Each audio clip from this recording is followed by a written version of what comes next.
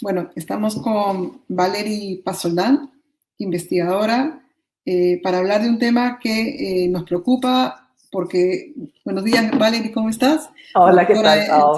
en salud pública, que además del país que está en caos, tenemos un problema pendiente que es nuestros niños, nuestros jóvenes y los estudiantes universitarios y el regreso a estudiar físicamente después de marzo del 2020 que no han ido a estudiar y cómo van las condiciones, digamos, para que eso avance.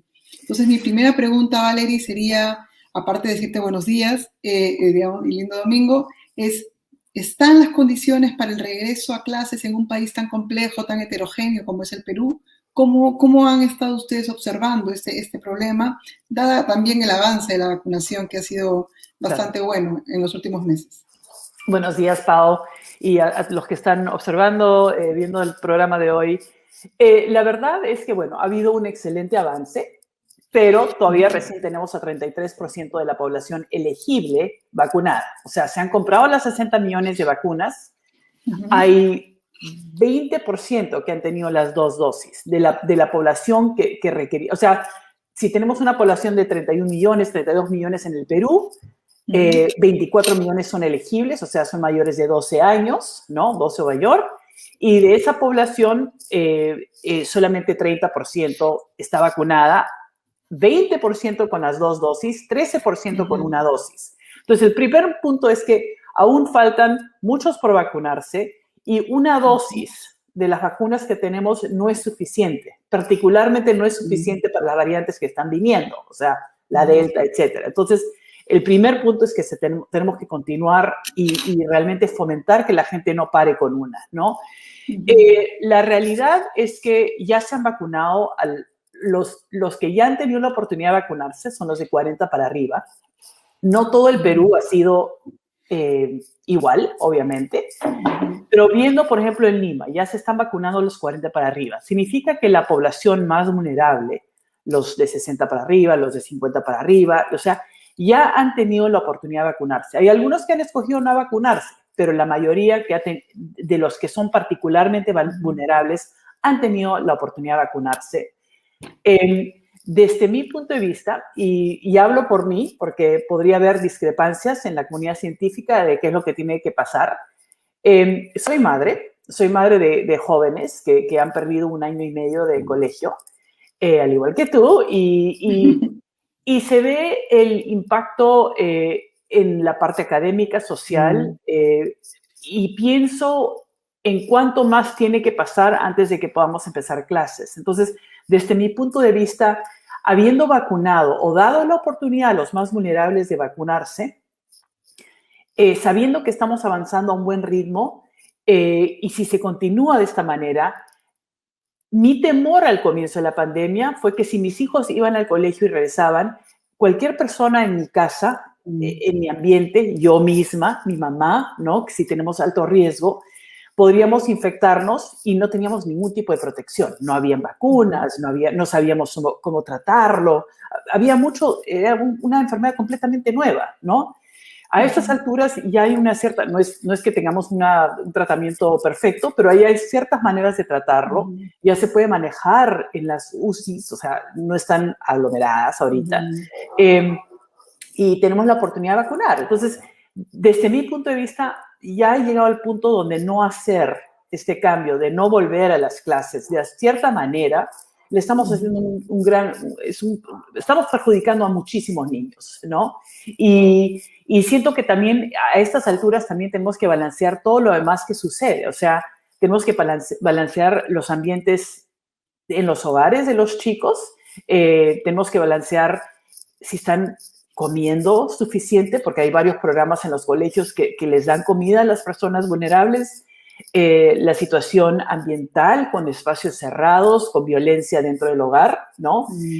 Situaciones, otro tipo de situaciones que algunos niños están sufriendo por estar en una casa aglomerada con mucha gente, con muchas familias, y donde el colegio podría ser una cierta normalidad, volver a la normalidad. Entonces, de nuevo, para mí lo importante es las personas particularmente vulnerables ya han tenido la oportunidad de vacunarse. Y ojalá que se hayan vacunado y los que no se han vacunado, realmente tener fe que solamente Dios te va a ayudar, o tener fe de que la ivermectina me va a ayudar, o tener fe de que, o sea, tenemos que saber que tenemos científicamente una vacuna que realmente tiene una gran eficacia en reducir la severidad de la enfermedad y que realmente va a prevenir muchísimas muertes. Entonces, el problema es que con esta variante nueva, al comienzo, con la vacuna se empezó a ver, hay dos mecanismos para la vacuna.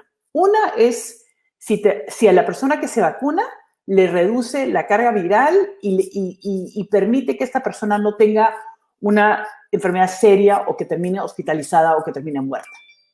Con los estudios que se hicieron, se reveló, se vio que la gente no terminaba hospitalizada ni muerta, entonces tenían una gran eficacia en prevenir severidad de enfermedad.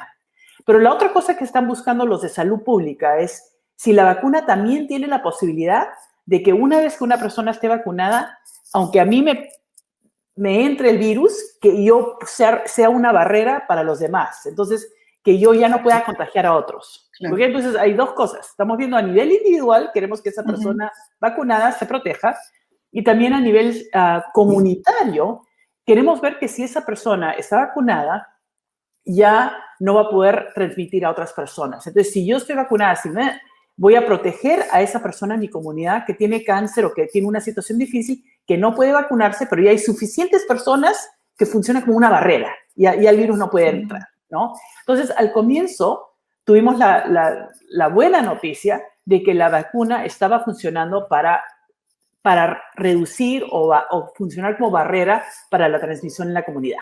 Perfecto. Eso significaba que mientras más personas vacunadas, menos transmisión, porque íbamos a funcionar como barrera.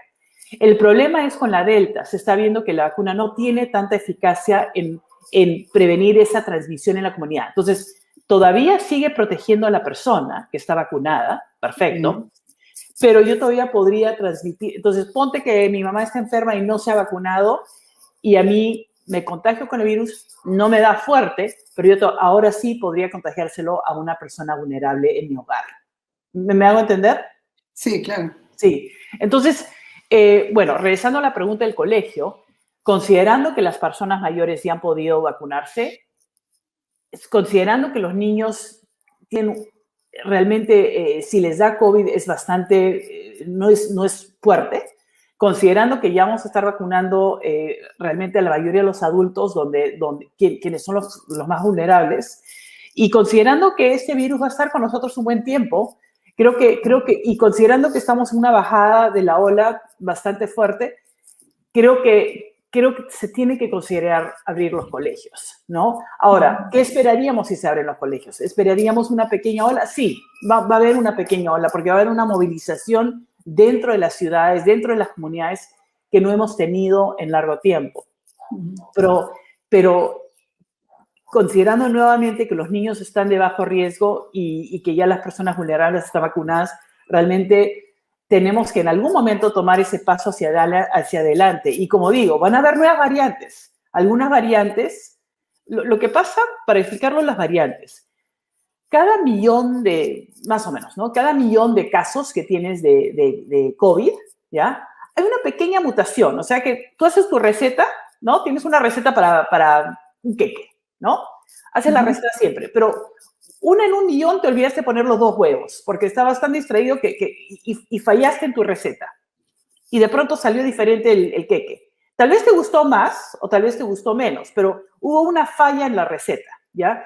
Cuando el COVID está replicándose y entrando a diferentes humanos, cada cierto tiempo hay una falla, ¿no? Como una falta se olvidó de poner una cosa. Entonces, y en esa replicación, el queque sale o mejor o peor. O sea, el virus se pone o más fuerte o menos fuerte. Entonces, muchas veces ese virus sale más débil y se muere rápidamente porque el otro es más fuerte. De vez en cuando te sale un virus más fuerte, ¿no? Y cuando ese es más fuerte y se replica más rápidamente y te da una carga viral más fuerte, ese empieza a dominar, ¿no? Entonces, creo que el otro elemento importante acá es que mientras que hayan grupos de personas no vacunadas en nuestras comunidades, gente que dice, no, a ti qué te importa, tú vacúnate, pero yo quiero hacer lo que a mí me da la gana, esas personas son un caldo de cultivo. Por eso hablamos de que son un caldo de cultivo. ¿Por qué? Porque el virus se está transmitiendo en esas personas. Algunos van a morir, algunos va a severo, algunos no lo van a sentir.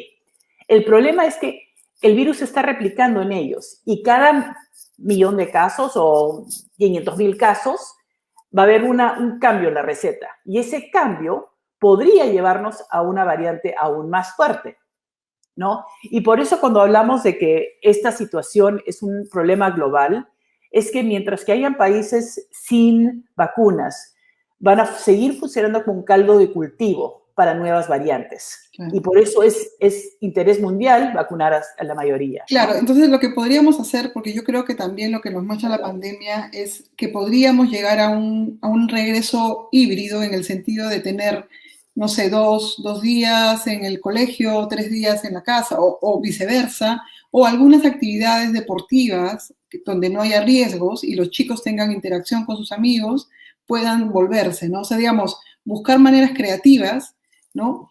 Que se puedan hacer. El problema, bueno, no el problema, pero sí, el problema para Perú es que, claro, esto nos agarra en medio de una elección, en medio de nuestras crisis políticas que ya son como comunes, como otra pandemia más. Entonces, sí, eso hace que todo también hace que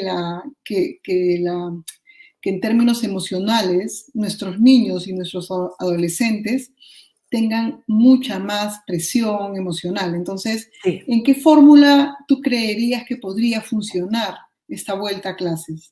Mira, si yo fuese el Ministerio de Educación, combinado con el Ministerio de Salud, de las cosas que estaría haciendo, todo el mundo habla de la ventilación, que los colegios tienen que tener ventilación, que abran las ventanas, etc.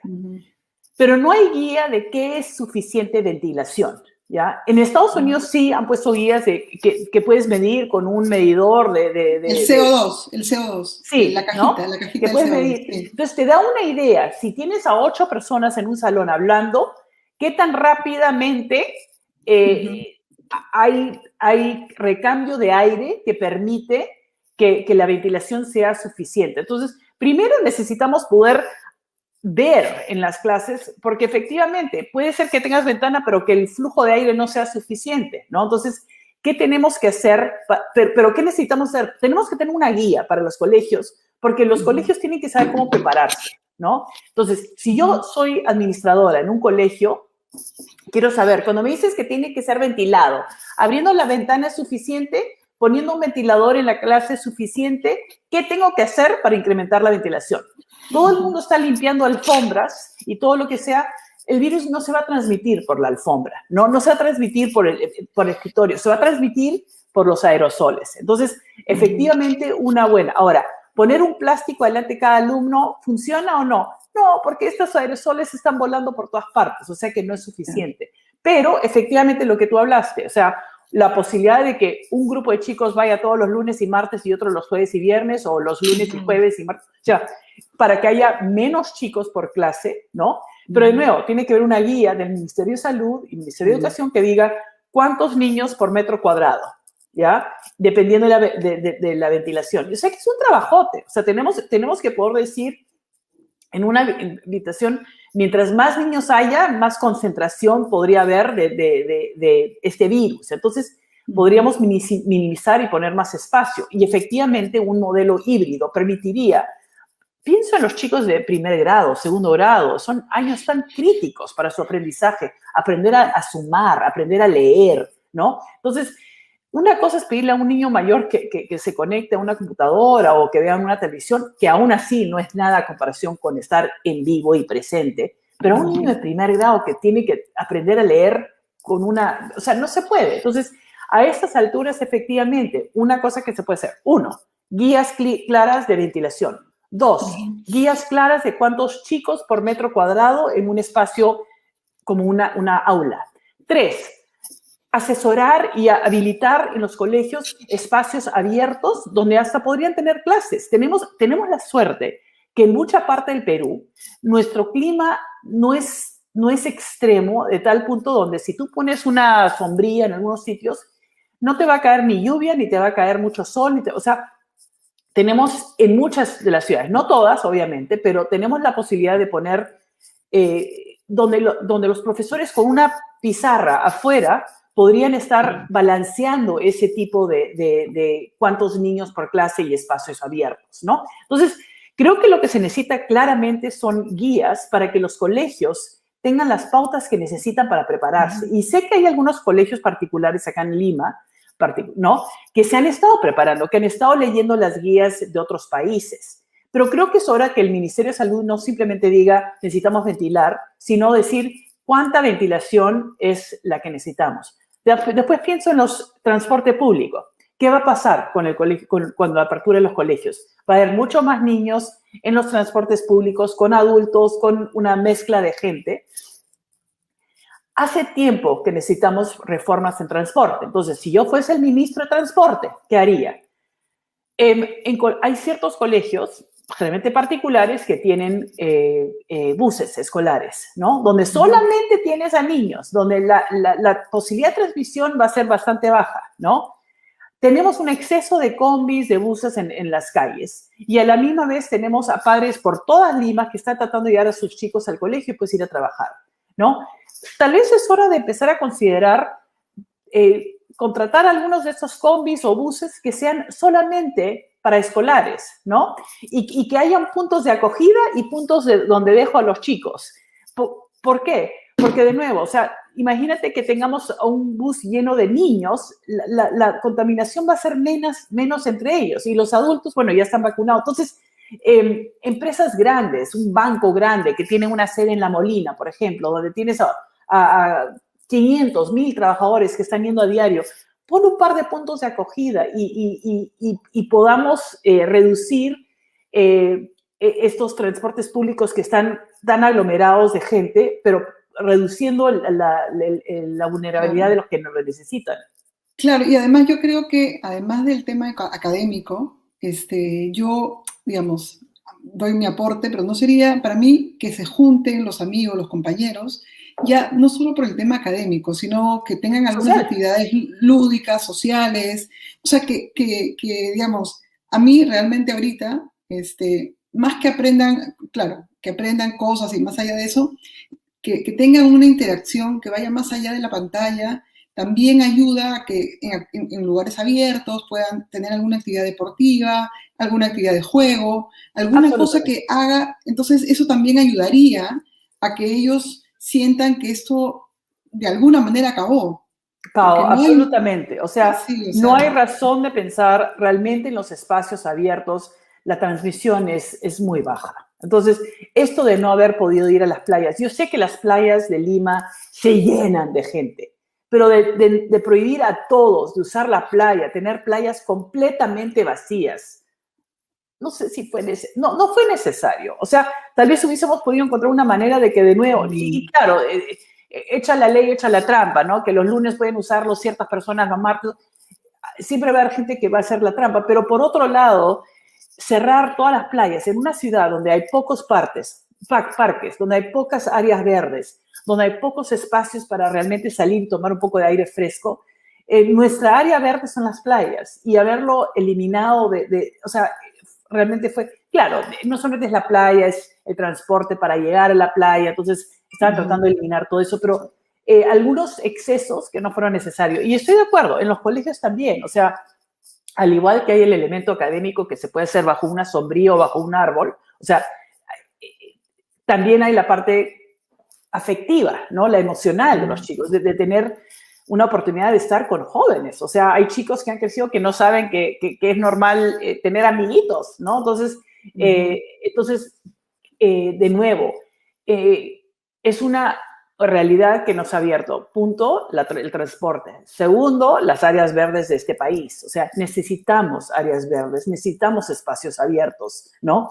¿Y qué podemos hacer? Y como colegios, si se puede, o sea, si es un colegio que tiene grandes espacios abiertos que se pueden habilitar para utilizarlos, para permitir un recambio de aire. O sea, estás en tu clase 1 hora y después sales media hora y haces tu clase afuera y después vuelves, o sea, permite un cierto recambio de aire, ¿no? Ventilación de nuevo. Pero también esos espacios de simplemente jugar fútbol, de jugar básquet, de jugar vóley, de poder interactuar con otros chicos en un espacio abierto. Ahora, algunos colegios no tienen muchos espacios abiertos o verdes. Y de nuevo, esto de nuevo para mí es una coordinación que se podría hacer con los parques de Lima, ¿no? Para que los colegios que no tienen muchos espacios puedan utilizar algunos de los espacios abiertos. Hay algunos centros comerciales que están cerrados, hay algunos estacionamientos que están cerrados. ¿Por qué no aprovechar de otros espacios para ayudar a disminuir la cantidad de niños por clase? Pero de que ellos estén a riesgo, realmente el riesgo para ellos es bajo. Los vulnerables ya estamos vacunados, o sea que sí necesitamos ahora ser creativos de cómo empezar, ¿no? Pero de nuevo, si no tienes espacios verdes en tu colegio, coordinemos con el parque más cercano para que los chicos puedan usar esos parques. Y la gente va a entender que necesitamos estos espacios ¿no? Y si el colegio tiene bastante espacio verde, utilicen esos espacios para poder mantener. Pero de verdad, como mínimo, poder regresar 2 días a la semana, mitad de la clase y 2 días a la semana, va a permitir que haya un contacto profesor-niño, que aunque le diga, mañana tú trabajas en esto, pero ya te di exactamente la lección que tú tenías que tener, te di las bases de lo que tenías que practicar y ahora vas a ir a tu casa y lo vas a hacer, es bien diferente a hablarte por una computadora y decirte qué tienes que hacer, ¿no? Exactamente. Con los chicos distraídos porque están frente a una pantalla, ¿no? Sí, no, yo creo que es justo y necesario el regreso. O sea, hagamos lo posible. Como digo, puede ser que haya gente que no esté de acuerdo conmigo en la comunidad científica, pero la verdad es que esta pandemia va a durar un poco más, ¿no? Va a durar unos meses. Puede ser que haya momentos donde, de nuevo, si UCI se llena, donde tal vez tengamos que reconsiderar cerrar por 2 o 3 semanas para ayudar a no desbordar los servicios públicos de salud. Pero ahorita estamos en baja, estamos con bastantes vacunados. O sea, ¿cuándo vamos a empezar si no empezamos ahora? ¿No? ¿Cuándo?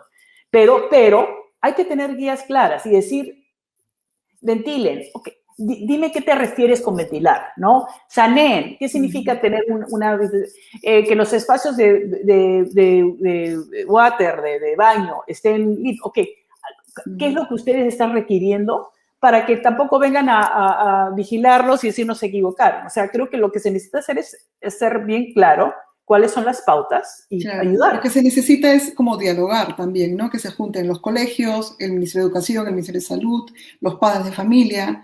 Lo que menos falta en nuestro país, desgraciadamente, es el diálogo, la conversación. Sí. O sea, no hay, pues, porque no hay, y no hay en esa historia. Y no pensamos en una forma sistémica.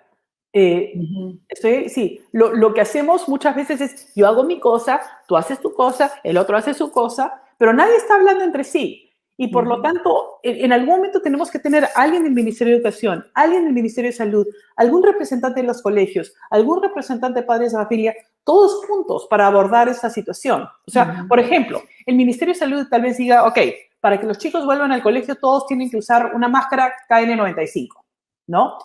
Como madre de familia, yo te voy a decir, si le digo a mi hijo que use KN95, a cada rato se lo está bajando abajo de la nariz y a cada rato le estoy diciendo súbetelo, ¿no? Con las mascarillas de tela no protegen tanto, ¿ok?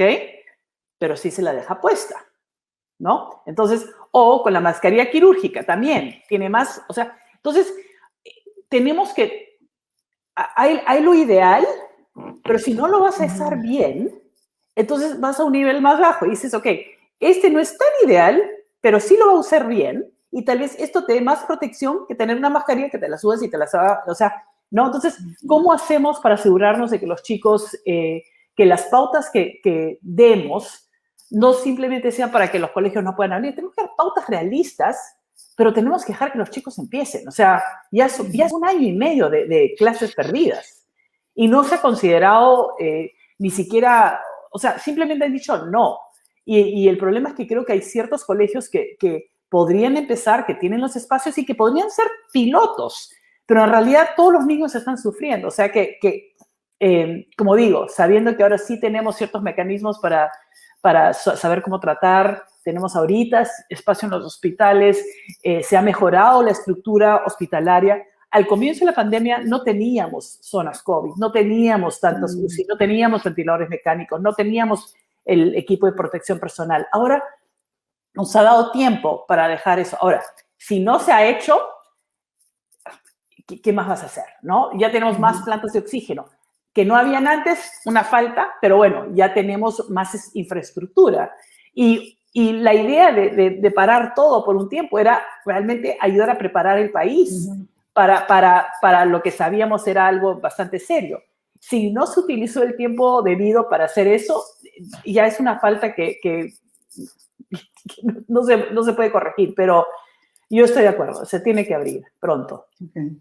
Bueno, muchísimas gracias, Valerie, por tu aporte, por todo lo que estás diciendo y porque creo que sí es importante empujar el diálogo entre todas estas instancias para poder conseguir acabar con este corte tan en seco de los niños, los jóvenes y los estudiantes universitarios que no han podido regresar a las clases desde marzo del 2020. Sí. Que tengas...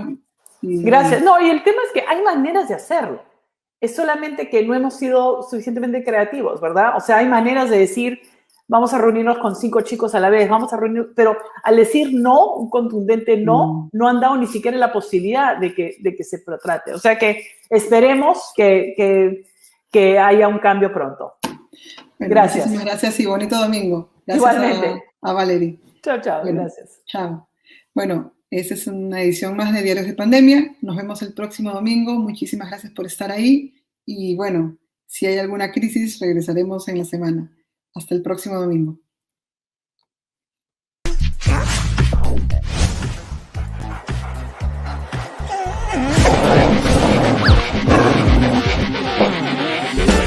Tener una web es señal de éxito.